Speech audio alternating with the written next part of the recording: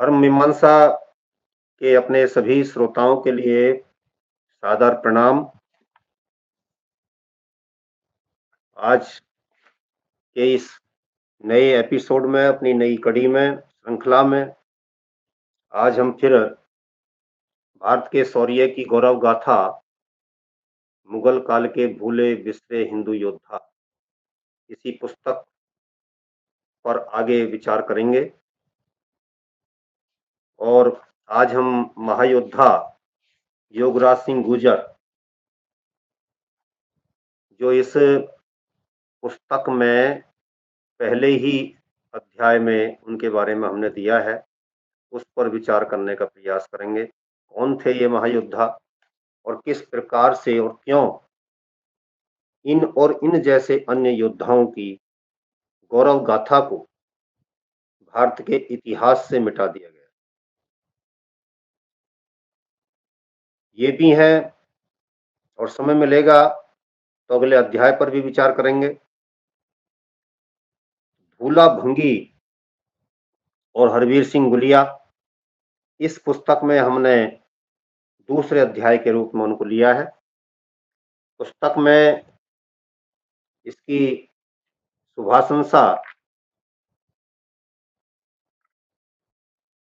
सुप्रसिद्ध इतिहासकार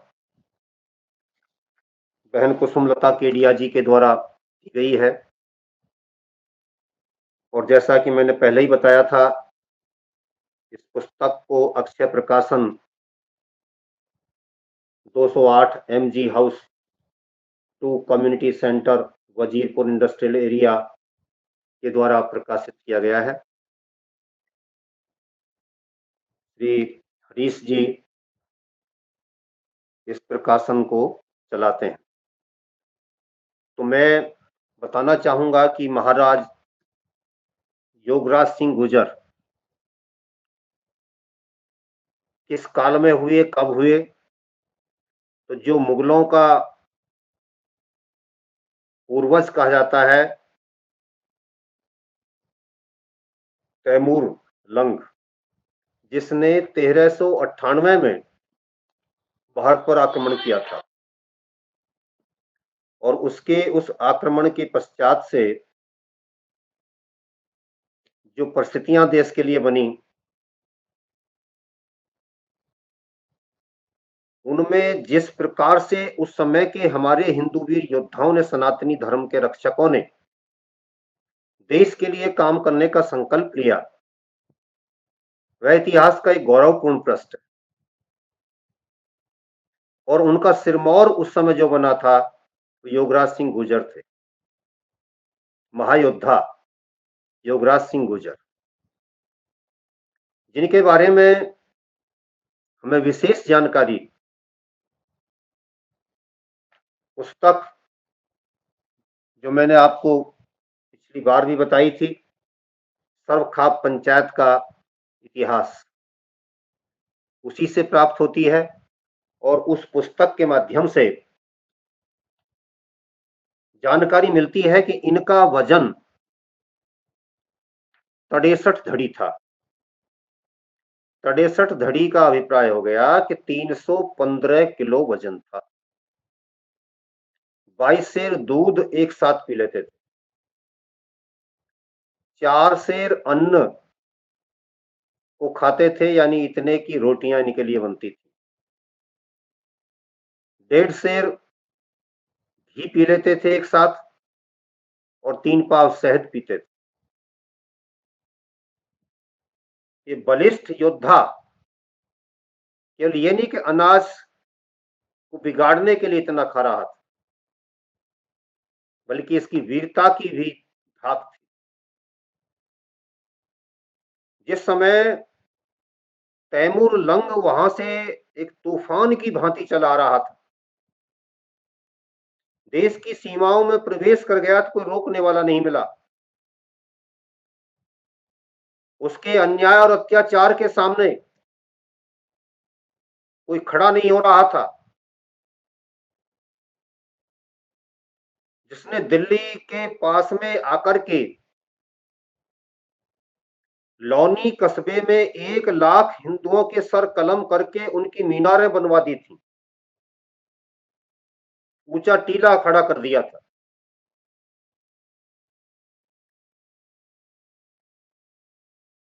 कोई देखने वाला, सुनने वाला, कहने वाला कोई नहीं। फिर दिल्ली में आकर के उसने आतंक मचाना आरंभ किया, और दिल्ली में भी उसने वही दोहराया जो वो अभी लौनी में दोहरा करके आया था। मित्रों, इस सारे घटनाक्रम को हमारे सामने कुछ इस प्रकार से प्रस्तुत किया जाता है कि जैसे उस समय भारत के क्षत्रियों के भीतर प्रतिकार करने की, प्रतिशोध लेने की शक्ति नहीं रह गई थी। यहां पर कायर लोग बसते थे जो अपने देश पर, अपने धर्म पर, अपने अस्तित्व पर आने वाले इस प्रकार के किसी भी प्रकार के तूफान को रोकने की क्षमता नहीं रखते थे। इतिहास की नीरसता को हमारे मन मस्तिष्क में कुछ इस प्रकार रचा बसा दिया गया है कि हम जो लिखा होता है उसी को सच मान लेते हैं, और घटनाओं की समीक्षा के लिए कुछ अधिक सोचने, कुछ अधिक करने की क्षमता हमारे मन मस्तिष्क से समाप्त हो जाती है। जबकि जिस समय का ये घटनाक्रम है और जिस समय ये घटना हो रही थी, जिस समय तैमूर भारत पर आक्रमणकारी के रूप में आ रहा था, आया था, उस समय भारत के लोगों ने क्या किया था, उस पर भी दृष्टिपात करने की आवश्यकता है, और इतिहास का वह एक महत्वपूर्ण अंग है। यदि उसको हमने अछूता छोड़ दिया तो समझ लीजिए कि हमने इतिहास को पढ़ा नहीं है, इतिहास को जाना नहीं है, अपने अतीत को समझा नहीं है।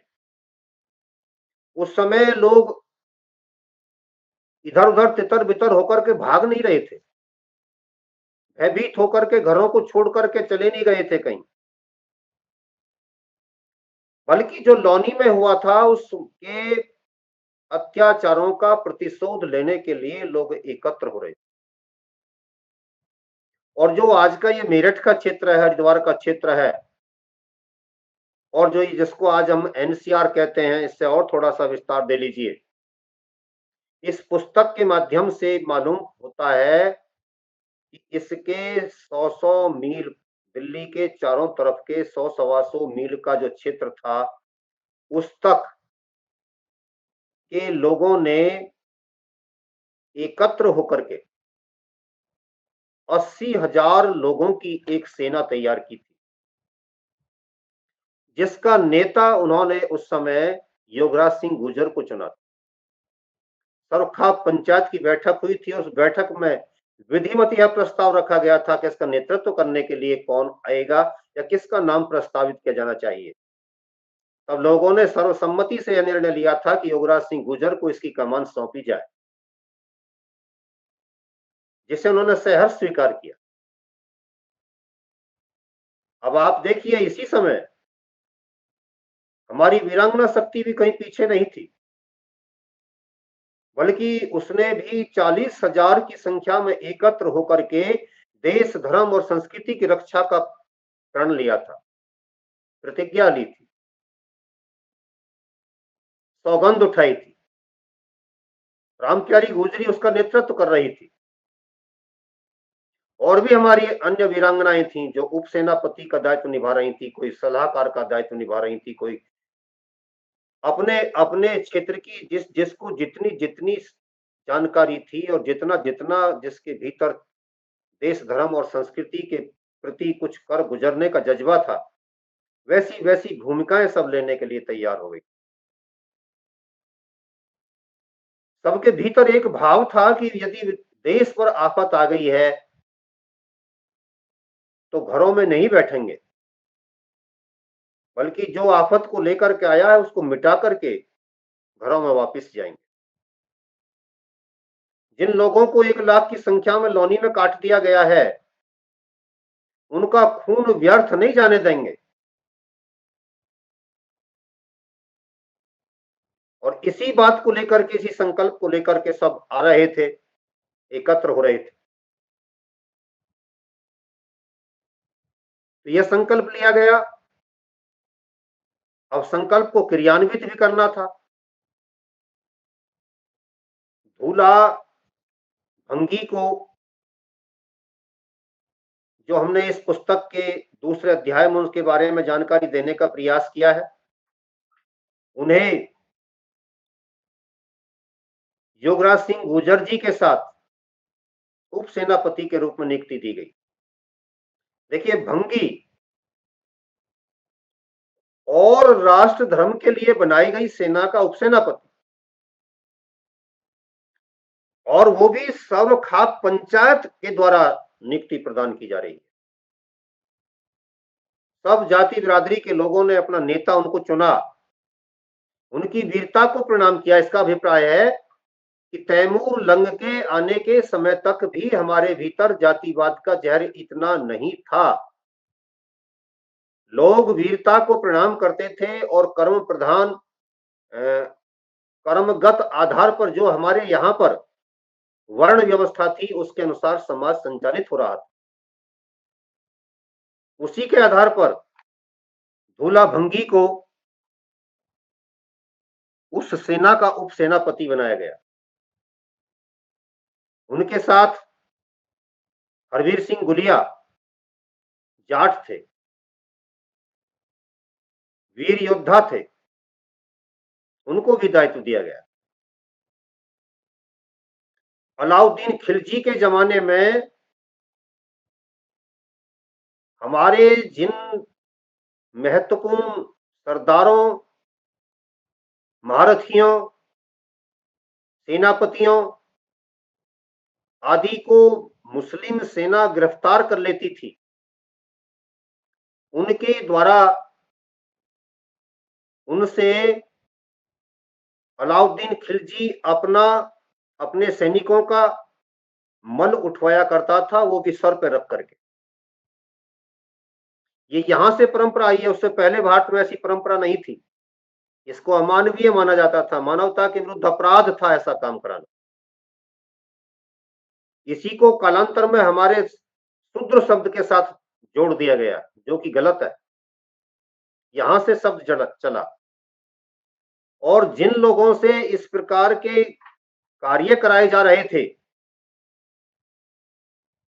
उन लोगों से उनका वैदिक धर्म भंग कराया गया, इसलिए उनको भंगी कहा जाने लगा।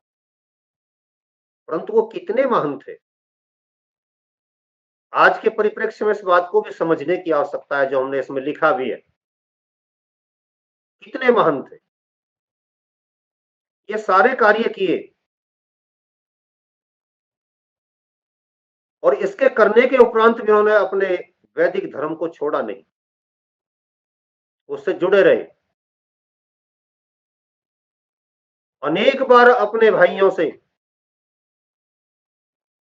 अपमान भी सहा, क्योंकि उन्होंने भी गले लगाने से इनकार कर दिया।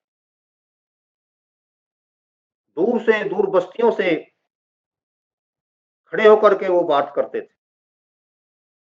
इसके उपरांत भी अपने वैदिक धर्म से दूरी नहीं बनाई, बल्कि जो रामचंद्र जी, जिनको हम सब आदर्श मानते थे, उनके आदर्श जीवन को पद्यात्मक शैली में रामायण के माध्यम से प्रस्तुत करने वाले वाल्मीकि जी के साथ उन्होंने अपने आप को जोड़ लिया।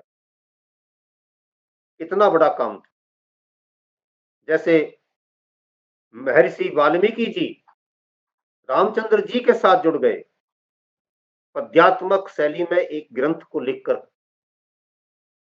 वैसे उन लोगों ने अपने आप को उनसे जोड़ लिया, और समाज का समन्वय बनाए रखने के लिए इस्लाम की तलवार का उन्हीं के तुर्की ब तुर्की जवाब देने के लिए अपने आप को समर्पित कर दिया। इन लोगों की वीरता को, देशभक्ति को, धर्म के प्रति प्रेम की भावना को हम सब खुले दिल से स्वीकार करते हैं और हमें संकल्प लेना चाहिए, इन सबको अपने साथ लेकर चलेंगे। सनातन की रक्षा के लिए, धर्म की रक्षा के लिए, देश की रक्षा के लिए सर्व समन्वय आवश्यक है। इस दृष्टिकोण से उस समय कार्य किया जा रहा था। सरोखा पंचायत के सरदार लोगों ने, बड़े बड़े प्रमुख लोगों ने यह निर्णय लिया कि किसको क्या दायित्व देना है, और फिर उसके बाद दायित्व दे दिए जाते हैं। तो यहां से सेना दिल्ली पहुंचती है, 22,000 की सेना दिल्ली पहुंच जाती है, और 22,000 की सेना दिल्ली जाकर के जो तैमूर लंग वहां पर भारत के विनाश के लिए कार्य कर रहा था, नरसंहार कर रहा था, लोगों को रातों रात मिटाने का काम कर रहा था, जहां मिल रहे थे, जैसे मिल रहे थे, वैसे अपने सैनिकों को, अपने आप को गाजी बनाने में लगा हुआ था। उसकी उस प्रकार की षड्यंत्रात्मक और भारत को मिटाने की नीति, रणनीति के विरुद्ध लोग लामबंद हुए। उन्होंने उसको अपने लिए एक चुनौती माना और चुनौती के रूप में स्वीकार करके वो लोग दिल्ली में चारों तरफ फैल गए। उस समय दिल्ली पर फिरोज शाह तुगलक के पोते महमूद का अधिकार था। जब उसको ये जानकारी होती है तो वह 60,000 पैदल सेना, 15,000 घुड़सवार और 15,000 हाथी लेकर पानीपत के मैदान में जाकर के तैमूर के साथ युद्ध करने की सोचता है, चलता है। तैमूर ने उनको वहां पराजित किया था पानीपत के युद्ध में, और पानीपत के युद्ध के पश्चात ही उसने लौनी में अपने वो अत्याचार ढाए थे, जिनका मैं अभी थोड़ी देर पहले उल्लेख कर रहा था। अब इन लोगों ने दिल्ली में आकर के छुप छुप करके गुरिल्ला युद्ध करना आरंभ किया। कई दिन तक रातों रात छुप करके हमले होते थे और तैमूर लंग के 9,000 सैनिकों का उन्होंने रात में छुप छुप करके अंत कर दिया। ये उनकी वीरता थी, देशभक्ति थी, जो उनके आचरण में उतर आई थी, जो बोल रही थी उनके आचरण के माध्यम। जो आप सुनते हैं खासतौर से इस्लामिक आतंकवादियों के बारे में, फिदायीन हमला कर दिया, और फिर उसके बारे में हम सोचा करते हैं कि वो बड़े बहादुर होते हैं। दूसरों का विनाश करने वाले लोग बहादुर नहीं होते, क्रूर होते हैं। उनको कभी बहादुर नहीं मानना चाहिए। जो शांति प्रिय लोगों का इस प्रकार अंत करते हो, या शांति प्रिय समाज में, संसार में आग लगाने के लिए इस प्रकार की गतिविधियों में संलिप्त होते हैं, वीर वह होता है जो संसार की व्यवस्था को बनाए रखने के लिए सहर्ष अपना बलिदान देता है। यह उसका सात्विक बलिदान होता है। और जो दूसरे में अभी जो जिनका जिक्र कर रहा था, वो उनका तामसिक और राजसिक भावना से किया गया कार्य होता है। वह उतना पवित्र नहीं है, पूर्णतया अपवित्र है। और जो संसार की व्यवस्था को बनाए रखने के लिए सात्विक भाव से कार्य करता है और अपनी वीरता दिखाते हुए अपना बलिदान देता है, वह उनकी वीरता होती है। और यही वीरता हमारे इन वीरों ने ओढ़ ली थी। तब वो क्या कर रहे थे? तब वो अपने बलिदान दे रहे थे, और 500 घुड़सवारों को उस समय यह निर्देश दे दिया गया था कि वे तैमूर की सेना की गतिविधियों की जानकारी ले लेकर लोगों को सही समय पर सचेत कर दें, सूचना दे दें, और जहां पर वो हों वो अपना स्थान छोड़ने के लिए उनसे कह दें। ये कार्य उस समय हो रहा था। 80,000 की सेना तैयार की गई थी। उस 80,000 की सेना में से 22,000 दिल्ली में थे उस समय। और ये वहां पर जब आत्मघाती हमला करके, इसको फिदायीन हमला कहते हैं, उसके शिविरों में कूदते थे। जो लौनी में अभी वो राक्षस करके आए थे, उसका प्रतिशोध ये आत्मघाती हमले करने वाले हमारे जांबाज रणबांकुरे ले रहे थे। कितना रोमांच था उनके जीवन में, कितनी देशभक्ति थी उनके जीवन में। इसलिए अपने बारे में ये विचार करिए, सोचिए कि आत्मघाती हमला करने वाले हम रहे और वो भी सात्विक भाव से, और हमने राक्षस को उसी की भाषा में जवाब देना भी सीखा है। ये भी मत सोचिए कि हमने कभी मैदानों को ऐसे ही छोड़ दिया। ये हमारे बारे में भ्रांतियां पैदा की जाती हैं। और जो सावरकर जी ने कहा कि सद्गुण विकृति के कारण हम पराजित हुए, तो वो सद्गुण बार बार के आप उदार हैं, आप ये हैं, आप ऐसे हैं, आप तो बड़े अच्छे हैं जी, ये सारी चीजें हमारे भीतर जानबूझकर थोपी जाती हैं कई बार, और शत्रु अपना काम करने में सफल होता रहता है। तो ये भाव निकालिए, सोचिए कि हम किस तरीके से आत्मघाती हमला करके भी अपनी संस्कृति के लिए काम करते रहे हैं, अपनी परंपराओं की रक्षा के लिए काम करते रहे हैं, अपने धर्म की रक्षा के लिए काम करते रहे। और ये हमें इस पुस्तक के माध्यम से पूर्णतया स्पष्ट होता चला जाएगा। तो मैं बता रहा था कि उस समय 40,000 की सेना हमारी बहनों ने तैयार की थी, माताओं ने तैयार की थी, और राम प्यारी गुजरी की अवस्था उस समय मात्र 22 वर्ष की थी। आप समझिए, रानी लक्ष्मीबाई की अवस्था 23 वर्ष और राम प्यारी गुजरी की अवस्था 22 वर्ष। 22-23 वर्ष की लहलहाती जवानी देश के लिए समर्पित कर देना। और ऐसे ऐसे भी उदाहरण है कि इससे भी कम अवस्था के, किशोरावस्था के युवाओं ने अपनी जवानी देश के लिए दे दी, बहनों ने अपनी जवानी देश के लिए दे दी। सोचा नहीं कि हम घर बसाएंगे, हम क्या करेंगे, मेरा देश बसा रहे, मेरा देश बचा रहे। इसी भाव से, इसी दृष्टिकोण से प्रेरित होकर के उन्होंने अपने जीवन को बलिदान कर दिया और कभी संकोच नहीं किया, उसका कभी मूल्य नहीं मांगा,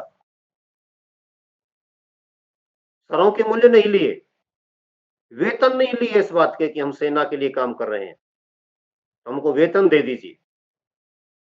केवल एक भाव था कि हम रहें ना रहें, मेरा देश रहना चाहिए, हमारे बलिदानी पूर्वजों का यश शेष रहना चाहिए, ये उनका भाव था। हमारे वीर योद्धा योगराज सिंह गुर्जर जी के पास में 3,000 गायें होती थी, और जिस समय इन्होंने तैमूर लंग की सेना का सामना किया था, उस समय इनकी अवस्था 45 वर्ष थी। ब्रह्मचर्य के तेज से चेहरा चमकता था, दमकता था, शीशे की तरह दमकता था। ऐसा उस पुस्तक से हमको जानकारी मिलती है। तो मैंने उस पुस्तक के माध्यम से अपनी इस पुस्तक में पृष्ठ संख्या 4 पर योगराज सिंह गुर्जर के द्वारा दिए गए भाषण के उस अंश को उद्धृत किया है, जो उन्होंने उस सेना का सेनापति बनने के समय दिया था। वो कहते हैं, हे वीरों, आपने मेरा जो सम्मान किया है, मैं आपका कृतज्ञ हूं। भगवान कृष्ण ने गीता में अर्जुन को जो उपदेश दिया है, उसका स्मरण करो। हमारे लिए स्वर्ग का द्वार खुला हुआ है, साधु संत तपस्या से जो पद प्राप्त करते हैं, उस पद को भी योद्धा रणभूमि में बलिदान देकर प्राप्त कर लेते हैं। भारत माता की रक्षा हेतु तैयार हो जाओ और देश को बचाओ अथवा बलिदान हो जाओ। संसार तुम्हारा यशोगान करेगा। मुझे आपने नेता चुना है। प्राण रहते पग पीछे नहीं हटाऊंगा। पंचायत को प्रणाम करता हूं कि अंतिम श्वास तक भारत भूमि की रक्षा करूंगा। हमारे पूर्वजों का प्यारा देश तैमूर के आक्रमण से तिलमिला उठा है। वीरों उठो, अब देर मत करो, बढ़े चलो। प्राण जाए परंतु आन न जाए, अर्थात पग पीछे ना हटे। योगराज सिंह गुर्जर के इस उत्तेजक भाषण को सुनकर के लोगों के भीतर देशभक्ति का जज्बा प्रबल हो उठा था। लोग देश के लिए मर मिटने के लिए संकल्पित हो गए। इतिहास के क्रूर लेखकों ने भारत के शौर्य और पराक्रम के साथ अत्याचार करते हुए इतिहास के इन गौरव क्षणों को इतिहास से विलुप्त कर दिया। इन इतिहास नायकों की इस प्रकार की ओजस्वी वाणी से निकले ओजस्वी विचारों शब्दों को, जहां स्वर्णिम शब्दों में इतिहास के पृष्ठों पर जड़ा जाना चाहिए था, वहां पर काली स्याही फेर दी गई। ऐसे पापियों के कारण, ऐसे घातियों के कारण, देशद्रोहियों के कारण देश का युवा अपने वास्तविक इतिहास को पढ़ने से वंचित हो गया। आपके सामने कितनी बड़ी चुनौती है कि आप इनको पुनर्स्थापित करें। कितना बड़ा चैलेंज है, कितनी बड़ी पुकार है, ललकार है, हुंकार है। मां भारती आपसे कह रही है, यदि अपना अस्तित्व बचाए रखना चाहते हो, यदि संसार में अपने आप को स्थापित किए देखना चाहते हो, तो अपने इन वीरों के पुरुषार्थ को, पराक्रम को, शौर्य को उचित स्थान देने के लिए उठ खड़े होइए। ये आपके लिए मां भारती का आवाहन है। जब तैमूर दिल्ली में अत्याचार कर रहा था और हमारे सैनिक आत्मघाती हमले के माध्यम से उसके खिलाफ मोर्चा खोले हुए थे, तो वो ऐसा एक और भावना से प्रेरित होकर के भी कर रहे थे कि इसको यहां से धकेला जाए, ये दिल्ली से निकले। क्योंकि मेरठ और हरिद्वार के रास्ते में योगराज सिंह गुर्जर और हरबीर सिंह गुलिया और आगे जाकर के उनके साथ में खड़ा हुआ धूला भंगी इस क्रूर राक्षस का इंतजार कर रहे थे।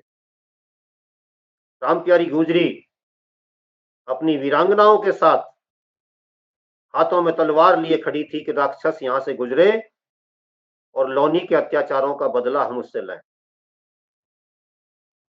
1 लाख मां भारती के सपूतों को मारने वाले उस राक्षस की प्रतीक्षा इस प्रकार की जा रही थी। निराशा के इस भाव को दिल से निकाल दीजिए कि जब जब विदेशी भेड़ियों ने आप पर अत्याचार किए तो आप हाथ पर हाथ धर करके बैठ गए थे। बल्कि पढ़िए इन गौरवपूर्ण क्षणों को, गौरवपूर्ण गौरवशाली इतिहास की इस परंपरा को, जब 1 लाख का प्रतिशोध लेने के लिए 1,20,000 एकत्र हो गए और 1,60,000 की सेना विदेशी भेड़िया तैमूर लंग की काट करके समाप्त कर दी गई थी। 1 लाख का प्रतिशोध 1,60,000 से लिया। 2.5 लाख की सेना लेकर के आया था। 2.5 लाख में से 90,000 जो बचे वो भी या तो भागे थे या अपंग हो गए थे, घायल अवस्था में युद्ध के मैदान से भाग गए थे। उनकी भी हालत खराब कर दी गई थी। उस पराक्रम को हमको देखना चाहिए। मेरठ के पास से जब यह राक्षस दिल्ली से निकल करके मेरठ के पास से गुजर रहा था, हरिद्वार की तरफ जा रहा था, तो यहां पर 20,000 सैनिकों ने,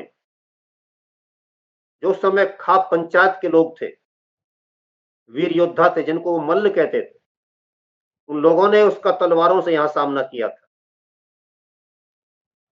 उसको निकलने नहीं दिया था, चुनौती दी थी। और उसी दिन आने वाले इतिहास के लिए यह बात स्पष्ट कर दी थी कि आगे भी इस प्रकार के रण इस पवित्र भूमि पर सजते रहेंगे। तो 1857 की क्रांति के समय इसी परंपरा को धन सिंह कोतवाल ने, वह भी इसी गुर्जर बिरादरी से थे,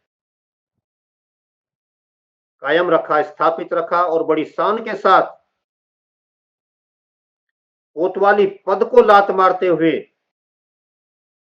देश और धर्म की रक्षा के लिए युद्ध के मैदान में आ गए, अंग्रेजों को चुनौती दी। जब बात निकलती है तो दूर तक जाती है। 1857 की क्रांति की भूमिका कब तैयार कर दी इस पवित्र भूमि ने? वो संस्कार बीज यहां पर पड़ा रहा,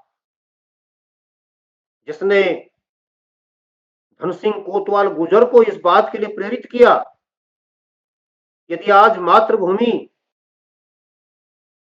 मेरी पवित्र भूमि, मेरे पूर्वजों की भूमि विदेशियों से पददलित हो रही है, तो मैं अपने पूर्वजों की उसी परंपरा को पुनर्जीवित करूंगा, पुनर्स्थापित करूंगा, उन्हें गौरवशाली बनाऊंगा, जो उन्होंने अब से पूर्व में सैकड़ों साल पहले स्थापित की। उसी संस्कार बीज को लेकर के 1857 की क्रांति का बिगुल यहां से बजा। 20,000 सैनिकों ने ये काम करके वहां पर दिखाया। मां भारती के सच्चे सपूतों ने तैमूर की सेना को गाजर मूली की भांति काटना आरंभ किया था। पृष्ठ 5 पर हमने इस बात पर विशेष रूप से इसमें उल्लेख किया है। तो यहां से आगे तैमूर जब भयभीत होकर के निकल करके भाग रहा था, आगे जाकर के हरिद्वार की पवित्र भूमि पर उसकी प्रतीक्षा कर रही थी हरवीर सिंह गुलिया और धूला भंगी की सेना। वहां पर भी उसका सामना तलवारों से हुआ। हरवीर सिंह गुलिया ने उस विदेशी भेड़िया राक्षस आक्रमणकारी को ऐसा जोरदार भाला मारा था कि उसके प्रहार से ही वह अंत में मृत्यु को प्राप्त हो गया। यहां से तो निकल गया था, अपने देश भी पहुंच गया था, लेकिन घाव इतना गहरा हो गया था कि वह उससे कभी फिर उभर नहीं पाया था। तो तैमूर के आक्रमण का न केवल प्रतिकार किया, बल्कि उस विदेशी लुटेरे, बदमाश, अत्याचारी का विनाश करने में भी हमने सफलता प्राप्त की। योगराज सिंह गुर्जर का बलिदान हुआ, इसमें दो राय नहीं, लेकिन वह बलिदान कितना महत्वपूर्ण था, इसको विचारने की आवश्यकता है। यदि उस समय वो सेना न खड़ी होती तो क्या होता, लेकिन होती क्यों ना, होनी ही थी, क्योंकि हमारी ये परंपरा है। एक बात और समझिए, बहुत आवश्यक है। जब ये कहा जाता है कि दिल्ली के चारों ओर के क्षेत्र में उस समय जो 100 कोस की बात कही गई है, उसमें आज भी 1,20,000 गांव नहीं आते। कहने का अभिप्राय यह है कि उस समय तो और भी कम गांव थे, बहुत कम आबादी थी। इतने क्षेत्र में से 1,20,000 वीर वीरांगनाएं निकल आना। इसका अभिप्राय है कि एनसीआर के किसी भी गांव में जो व्यक्ति आज रह रहा है, समझ लीजिए उसमें से किसी ना किसी जाति बिरादरी का कोई ना कोई वीर या कोई ना कोई वीरांगना देश के लिए काम आने के लिए उस सेना में सम्मिलित। यह है राष्ट्रवाद की पवित्र भावना। राष्ट्रवाद की पवित्र भावना जिसको कहा जाता है कि ये किसी गांधी के आने पर तैयार हुई थी, या हमारे भीतर उस समय राष्ट्रवाद की भावना नहीं थी। दुष्टता का प्रदर्शन करते हुए इतिहास के लेखक 1857 की क्रांति के समय तक के लिए कह देते हैं कि हमारे भीतर उस समय राष्ट्रवाद की भावना नहीं थी। उन मूर्खों के कान खुलने के लिए आप उनके कान पकड़ करके उनको बताइए कि राष्ट्रवाद की भावना नहीं थी तो क्या था। कि एनसीआर के प्रत्येक गांव से लगभग 1 से 2 और 2 से 4 भी किसी गांव से रहे होंगे, किसी से 1 रहा होगा। इतने योद्धा निकल निकल करके पहुंचे, तो प्रत्येक गांव ने उस राष्ट्रीय यज्ञ में राष्ट्रवेदी पर अपना कुछ ना कुछ अंश बलिदान करने का संकल्प लिया। ये तभी होता है जब किसी जाति के भीतर, किसी देश के समाज के भीतर राष्ट्रवाद की पवित्र भावना होती है।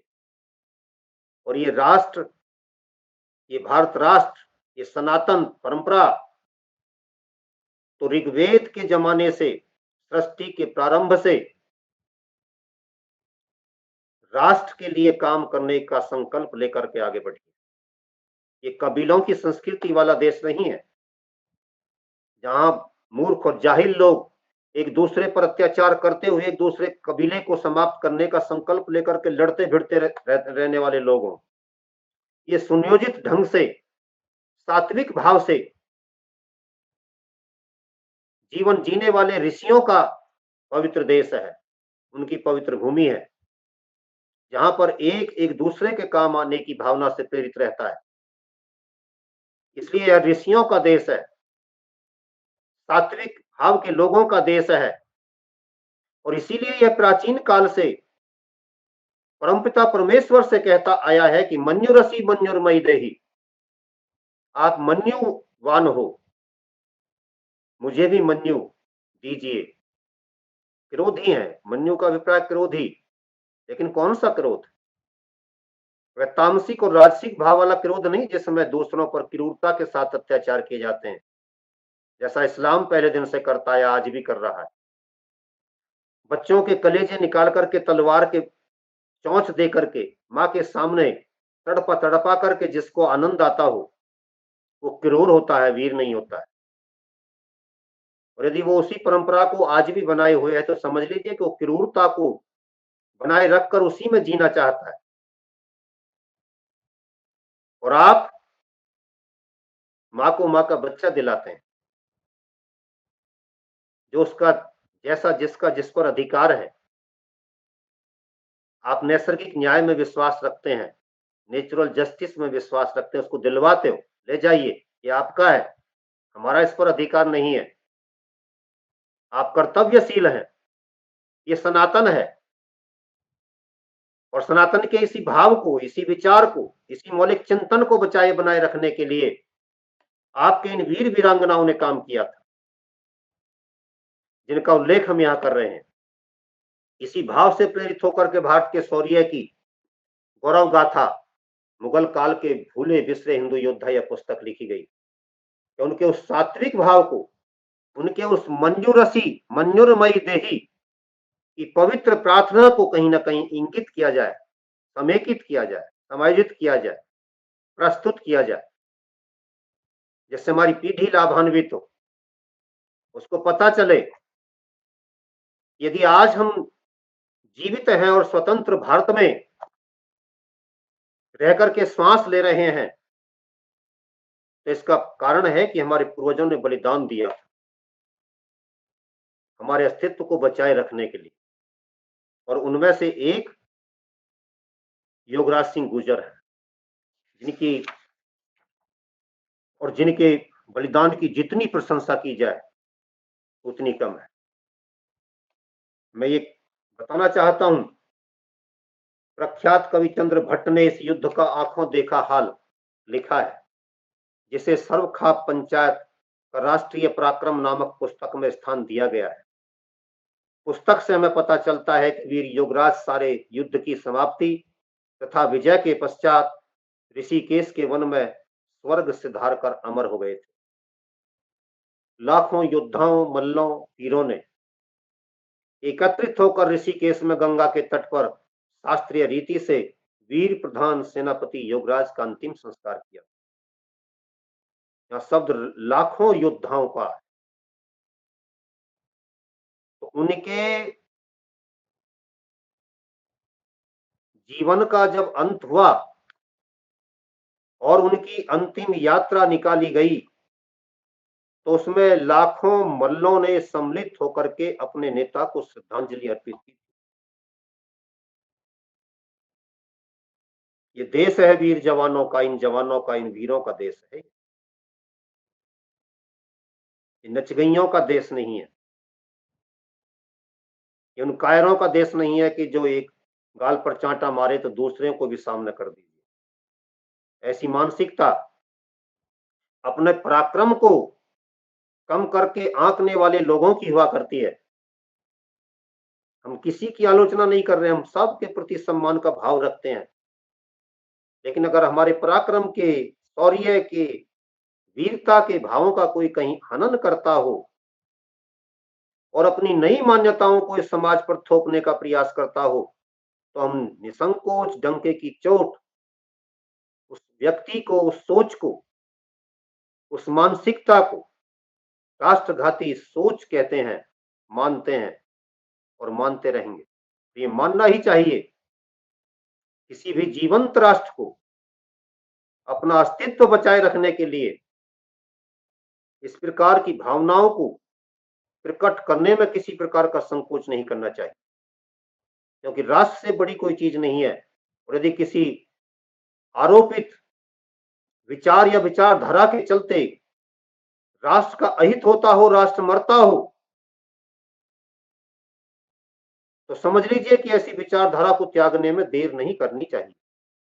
इसलिए ऐसी सोच से, ऐसी विचारधारा से बाहर निकलने की आवश्यकता है।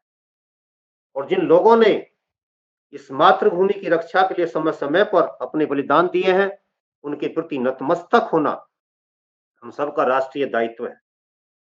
धूला भंगी और हरवीर गुलिया, रामप्यारी गुजरी, योगराज सिंह गुजर हम सब के लिए श्रद्धा के पात्र हैं, नमन के पात्र हैं।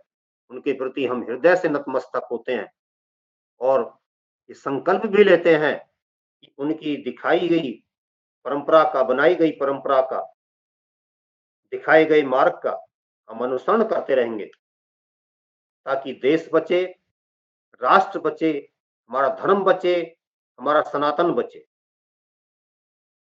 धूला भंगी ने जब सेनापति का, उप प्रधान सेनापति का दायित्व संभाला था, तो उन्होंने भी जो भाषण दिया था उसके अंश में पढ़ रहा हूं। वीरों, आपने भंगी कुल का सम्मान करके आर्यों के मस्तक को ऊंचा किया है। क्या कमाल के शब्द। मैंने अपनी सारी आयु में भाड़े मारे हैं, आपके सम्मान देने से मेरा रक्त उबल उठा है। मैं वीरों के सम्मुख यह प्रण करता हूं कि शरीर के रक्त की एक एक बूंद देकर देश की रक्षा करूंगा।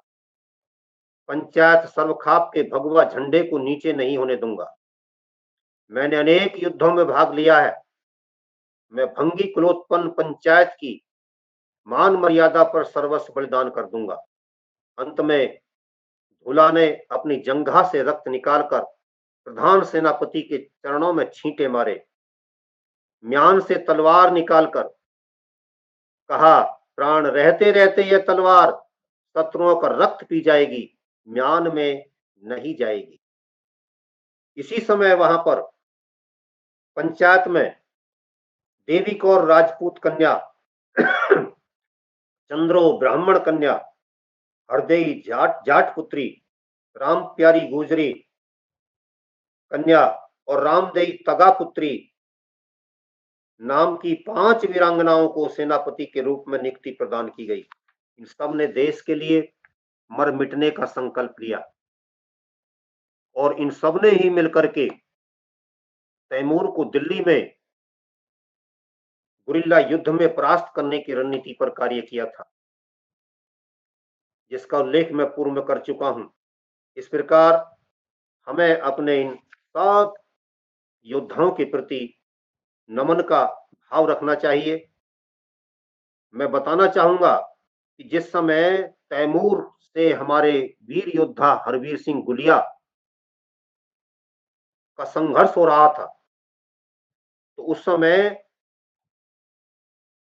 हरवीर गुलिया ने शेर की भांति गरज कर आगे बढ़कर तैमूर की छाती में ऐसा भाला मारा कि तैमूर घोड़े से गिरने लगा। तभी उसके सरदार खिजर ने उसे संभाल कर घोड़े से अलग किया। पंचायती वीर सैनिक हरवीर पर एक साथ 60 भाले और 5 तलवारें टूटी। 60 भाले जहां चल रहे हों एक की तरफ हो, वो कितना भयानक दृश्य हो सकता है। लेकिन उस भयानक से भयानक दृश्य के बीच भी अपना धैर्य बनाए रखना, घबराना नहीं, यह किसी भारतीय वीर के ही लिए संभव है, क्योंकि उनका भाव, उनका विचार, उनका क्रोध सात्विक होता है, जो घबराहट पैदा नहीं करता, बल्कि अत्यंत विषम परिस्थिति में भी रोमांच पैदा करता है। और उस रोमांच के भाव को पैदा करना हमारी क्षत्रिय परंपरा का एक अनिवार्य अंग है। इसी के कारण हमारा देश सुरक्षित रह पाया है और इसी के कारण सुरक्षित बना रहेगा। बस भाव और संकल्प बदलने की आवश्यकता है। विकल्प विहीन संकल्प लेकर जिस दिन आगे प्रस्थान कर देंगे, उस दिन कोई शत्रु ऐसा नहीं होगा, कोई ताकत ऐसी नहीं होगी जो हिंदुस्तान को आगे बढ़ने से रोक सके। हम सबका सामूहिक लक्ष्य भारतवर्ष को आगे बढ़ाना है, उस महत्वपूर्ण पद पर स्थापित करना है। इसकी सोच को, इसकी मानसिकता को, इसके चरित्र को, इसकी विचारधारा को वहां स्थापित करना है जहां से फिर ये कभी पतन की ओर ना जाए और संसार का नेतृत्व करते हुए हम आगे बढ़ते चले जाएं। सनातन की जय हो, सनातन की रक्षा हो, ये हमारे जीवन का लक्ष्य होना चाहिए। इन्हीं शब्दों के साथ मैं वाणी को विराम देता हूं।